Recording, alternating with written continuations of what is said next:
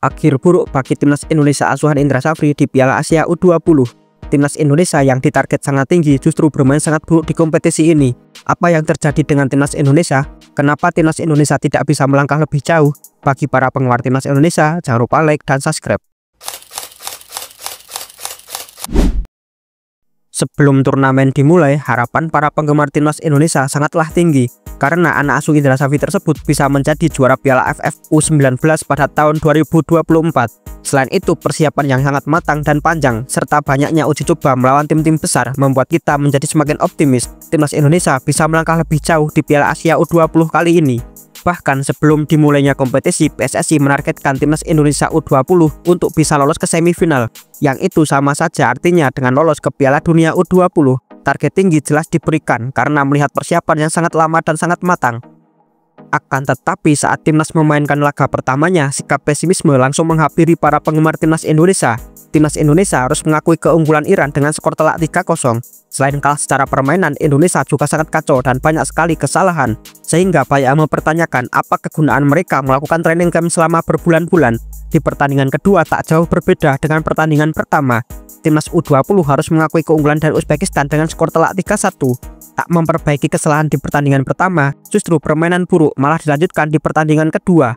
Di kedua laga ini, timnas Indonesia kerap gagal mengantisipasi bola-bola mati dan sering kalah saat duel udara. Jika beralasan postur badan yang menjadi penyebab, lihat saja Calvin Verdong yang masih bisa memenangkan duel udara saat melawan Australia. Di pertandingan terakhir mereka melawan Yaman dan bisa mendapatkan 1 poin.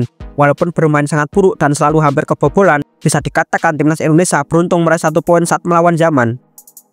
Hasil yang sangat buruk didapatkan timnas Indonesia. Mereka hanya meraih 1 poin saja dari 3 laga dan hanya mencetak 1 gol saja serta kebobolan sebanyak 6 gol. Di klasemen akhir kita menduduki peringkat ketiga. Jika dibandingkan dengan edisi sebelumnya tentu sangat jauh. Meski saat itu kita juga tidak lolos dari fase grup, namun secara permainan lebih baik. Kala itu STY masih menjadi pelatih. STY menggunakan 100% pemain Liga 1, yang artinya tidak ada Marcelino, Hapner, Iva, dan Struik.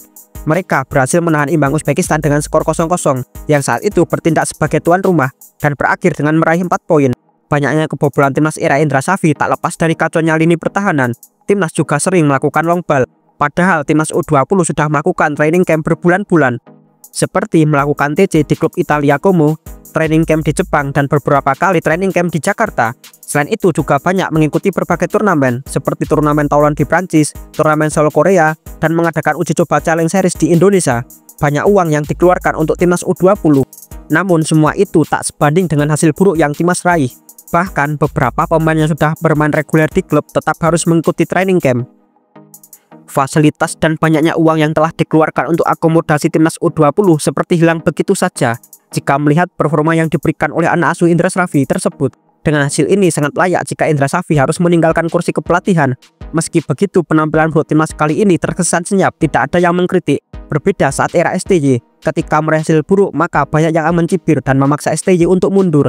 Pertanyaannya adalah mereka pada kemana? Meski meraih hasil buruk, sebenarnya tidak perlu juga memberikan target yang terlalu tinggi kepada timnas U20. Ketika kita melihat permainan saat mini turnamen challenge series, sudah terlihat seperti apa kualitas pemain kita.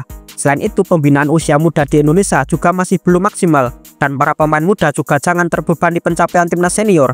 Meski begitu, pelatih yang tepat bisa mengangkat level para pemain-pemain muda ini, seperti saat bersama STY. Terlebih jika sudah melakukan training camp dan berbagai turnamen selama berbulan-bulan. Mari kita apresiasi perjuangan para pemain timnas Indonesia U20.